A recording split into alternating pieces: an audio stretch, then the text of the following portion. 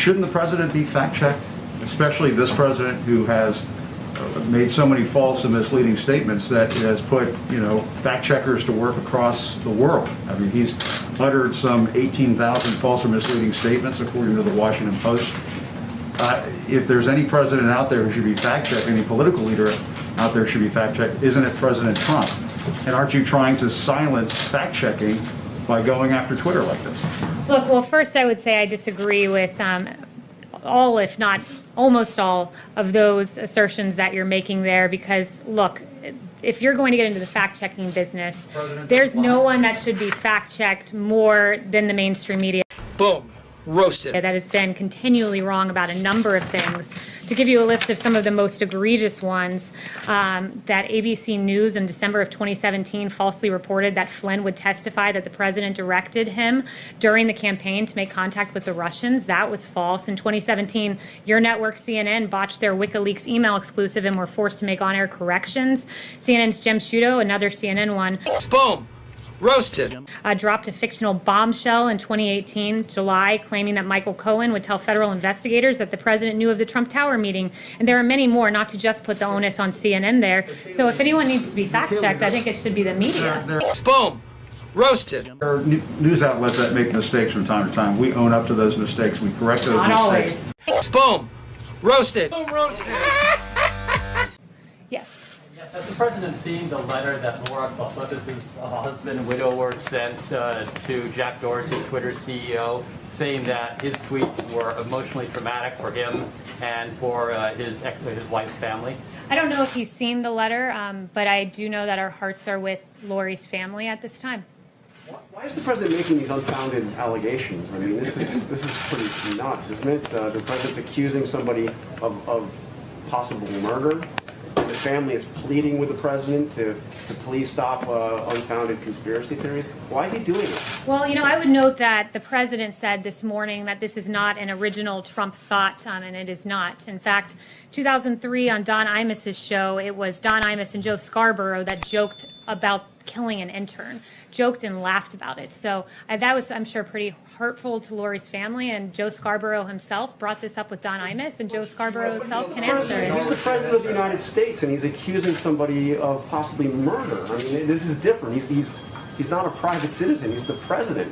Yeah, and Joe Scarborough, if we want to start talking about false accusations, we have quite a few we can go through about Mika asserting. I'm asking about the president's allegation. And I'm replying to you and saying this morning, as recently, I believe it was this morning or yesterday, Mika accused the president of being responsible for 100,000 deaths in this country. That's incredibly irresponsible. They've dragged his family through the mud. They've made false accusations that I won't go through, that I would not say from this podium, against the president of the United States, and they should be held to account for their falsehoods. Joe Scarborough should be held to account for saying people will die by taking hydroxychloroquine. Never mind the millions of Americans and people across the world who take it for rheumatoid arthritis and other reasons. There are a litany of false headlines like Mika. The president spreading a false conspiracy theory that suggests that he's responsible for murder? I would point you back to Joe Scarborough, who laughed and joked about this item on Don Imus's show. It's Joe Scarborough that has to answer these questions.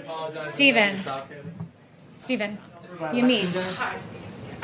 I'm going to read something really quickly. Timothy Klasotis wrote, quote, conspiracy theorists, including most recently the President of the United States, continue to spread their vile and misinformation on the platform, disparaging the memory of my wife. Why won't the President give this widower peace and stop tweeting about this conspiracy theory involving his wife? Why can't this widower get peace from the president? I've already asked and answered this question, and our hearts are with Lori, and I think the onus is on Joe Scarborough to explain his interaction with Don Imus and his laughing on this very matter on Don Imus's show. Susan Rice wrote an op-ed yesterday in the New York Times that said that President Trump has kowtowed to President Xi, and also has said that called his response to the coronavirus deadly, classified as a deadly mishandling. What's the White House's response to that? So you said that came from Susan Rice, was it?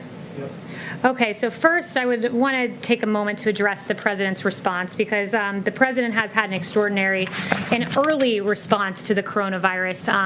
I would note, Dr. Birx, the early work of President Trump, both with travel restrictions and quarantine, has bought us the time and space necessary to have this task force be very effective. Dr. Fauci saying that the president's response has been impressive. You can't imagine under any circumstance that anyone could be doing anything more. I can go through the actions. There's a detailed timeline out there of January 6th, Wuhan issuing a travel notice issued on Wuhan when there were 0 cases in the United States. The 17th, 0 reported U.S. cases, and there were public health entry screenings at major U.S. airports. Of course, the infamous travel restrictions that were called xenophobic by Democrats on January 31st. A lot of action in February on developing a test and making sure we were moving forward as speedily as possible on that. Keep in mind, in late February, Pelosi was saying, come to Chinatown, it's very safe, but the president had already taken very early action. And I know you brought up Susan Rice in that context, but I'm going to bring her up in another context that's equally as newsworthy, and that is the email that was declassified from Susan Rice on Inauguration Day, which is so peculiar. Set the scene. It's Inauguration Day. You're moving out of the White House. This is the most powerful building on planet Earth. Susan Rice is moving out, reflecting on her time here, and what is she doing? She's not packing her boxes. She's not being nostalgic about her time in the White House. What she's doing is writing an email where 3 times she writes that President Obama emphasized to conduct the investigation into Michael Flynn by the book, by the book, by the book. She writes it 3 times. As Shakespeare said, thou doth protest too much, Susan Rice. He didn't have the Susan Rice part in there, but I'll add that in. 2, she was asked specifically about the unmasking of Michael Flynn after she discussed it on January 5th in the Oval Office with Obama. After she wrote this email to herself on Inauguration Day, she was asked by a good journalist, Judy Woodruff, about this email, and about the unmasking of Michael Flynn, not the email, but the unmasking. She was asked specifically about Nunes's claim, specifically. So let me clarify, it was Nunes's claim. And she said, I know nothing about this, so it was a lie. And then Susan Rice, since no one brought it up to me, I will bring it up to you. Her attorney said that this was the first opportunity 3 weeks after this Oval Office meeting that she had to write this email memorializing her Oval Office meeting with Barack Obama discussing Michael Flynn. It was her first opportunity, she said. Interesting, because she had an opportunity in those 3 weeks on January 10th to do a passing of the baton event with none other than Michael Flynn, where she praised him, wished him success, and talked about the great transition into the White House.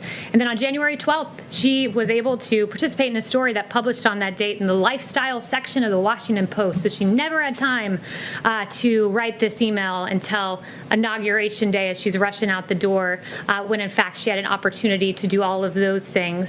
I'll leave that with you. Thank you for bringing up Susan Rice, not in the context that I wished, but for allowing me to share that with you.